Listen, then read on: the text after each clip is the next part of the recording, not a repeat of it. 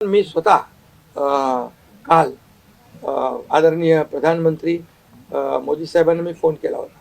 मी त्यांना फोन करून सांगितलं की सरकार बनवताना तुम्हाला निर्णय घेताना कुठलं काही असं अडचणीचं